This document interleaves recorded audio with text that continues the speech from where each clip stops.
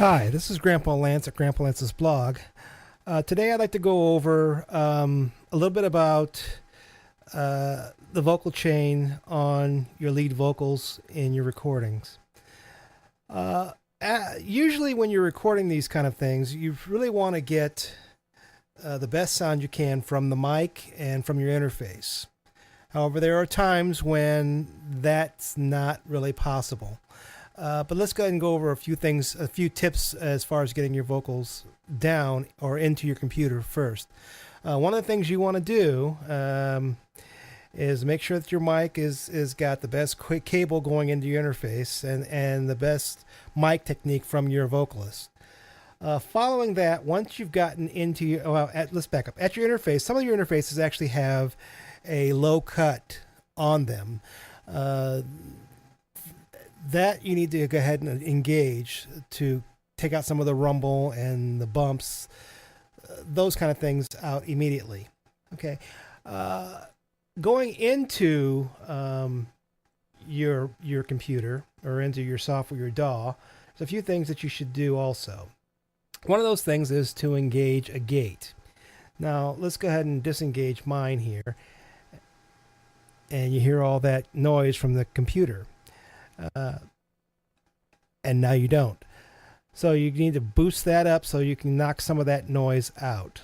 Okay. The other thing you want to do is bring up your pre-gain to a level that's not going to be clicking or popping or going into the red or even into the yellow for that matter. Okay. The other thing you want to do is in there is you also want to bring up the low cut. And I've got the low cut at 80 because my voice doesn't drop down that low for the most part. All right, those are the few things you need to have while recording. Now, after you've gotten your track recorded, there's a few things that you want to do to your voice track. And one of those things is to set up a chain, okay? So I'm going to go through a few of these things. I'm going to disengage them and then engage them as we go. All right, so let's go ahead and play a track that we've got here.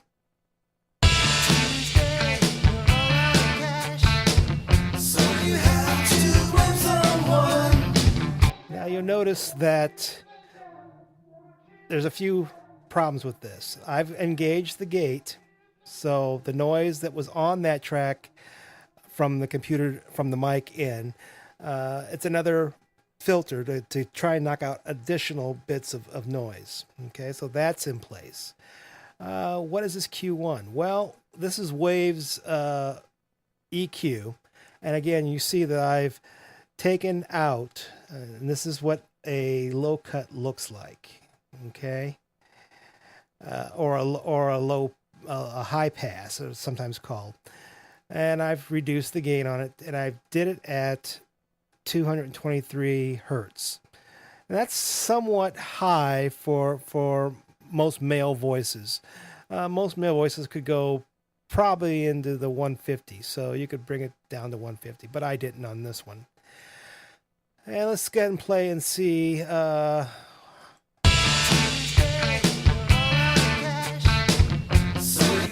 Some difference, but you rarely can hear it because it's fairly quiet. Let's go ahead and engage the compressor. And I'll bypass that first and we'll play.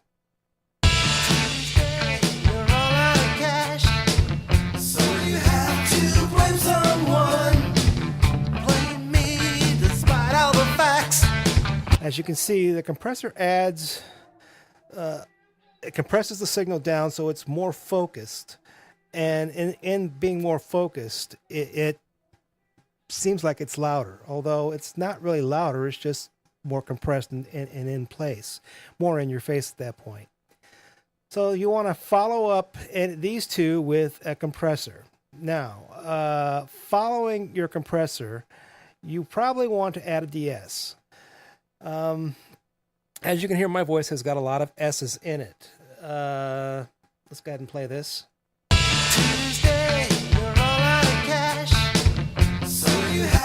So you can hear that it's added a few things.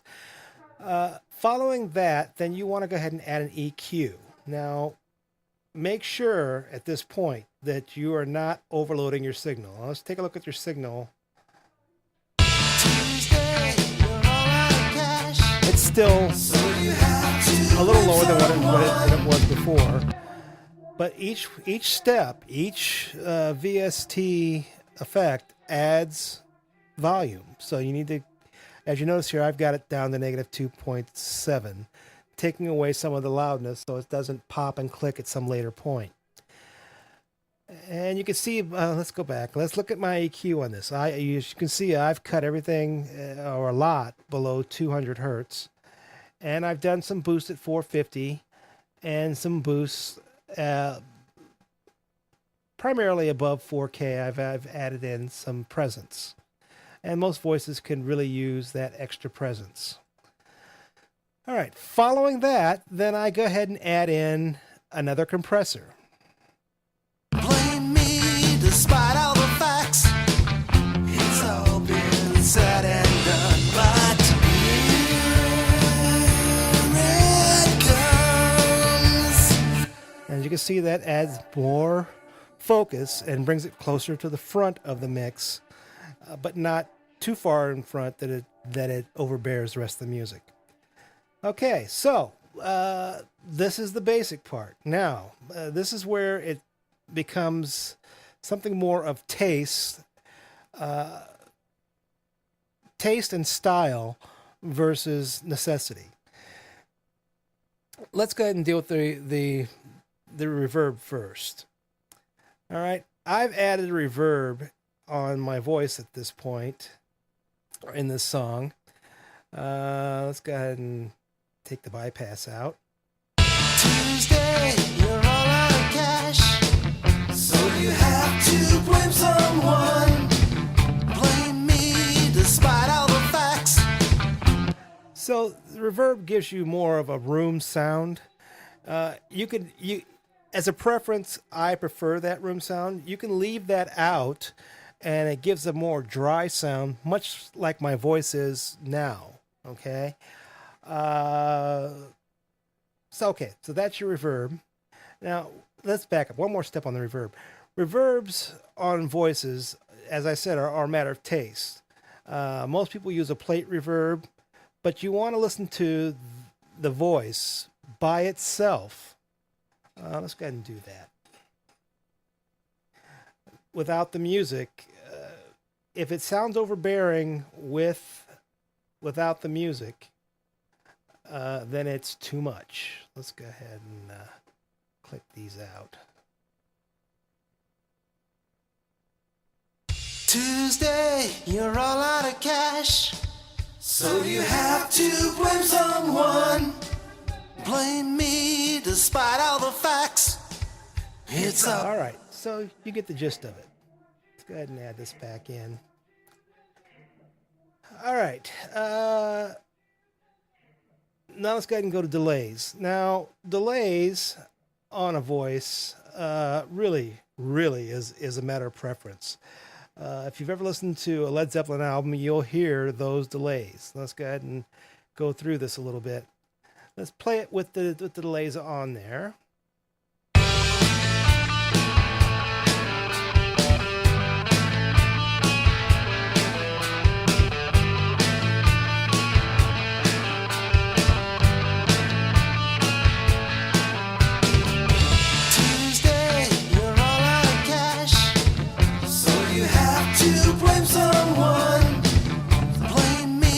You can barely hear the delays during the song, but they are there. Now, how do you set this kind of thing up? Well, the first thing you want to do is you want to set up a delay. Now, a delay has to be in the send column, not in the insert column. So basically what you're doing is you're setting up a delay. So at that point, you're going to create or add an effects channel to send 1. All right, let's go ahead and go down to that, and you can take a look. That's right here. Now, when you're going to use a delay in a send mode, you want the mix to be 100%. And you go ahead and set up your pans to taste. and you set up your low filter and high filter. I always bring those more toward the middle. That is, so that the delays are falling above 100 hertz and below 10 kilohertz. And then this one, you can see the low is actually above 400 hertz, and this one it's below 7,000 kilohertz. Now, your delays, if you engage sync in Cubase, and most DAWs have a sync function, your delays will be in time with the music or the voice that you've put to it. This is a half note delay, and this is a quarter note full note delay, but you can change those. 16th note, 32nd note. Now, the trick on this is once you've got that set, your delay set up, let's back up. You want to engage the active side chain. Okay, so engage that. Once you've engaged that, then you go back to your vocal, and I've managed to lose my vocal. I don't remember what track it was on. Oh dear.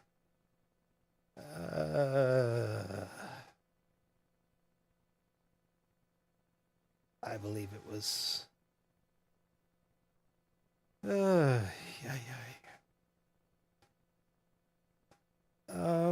Let's see. Despite all the facts, it's all been said and done, but here it comes. Okay, it's right here. All right, now that I found the lead vocal, let's go ahead and there it is. All right. Now, you want to set this delay to pre-fader, okay? Following that, then you want to, on an open track, bring in the side chain of that delay, and it'll be right here. And you want to do that post-fader, which will make it blue. Pre-fader will make it an aqua color. And you want to play around with these volumes in order to get Tuesday, you're all out of cash, so you have to blame someone. Blame me. and as you can see, that's a basic vocal chain and with delay. All right. There's a few other things that I suggest you do with your vocal. One of those things is to send it to a group channel. And basically, you're creating a group channel, you're going to project, adding a track, and adding a group channel. And your group channels will end up toward the bottom of your project window. Let's see, here it is in vocals. Now you notice I've got a few other effects on there.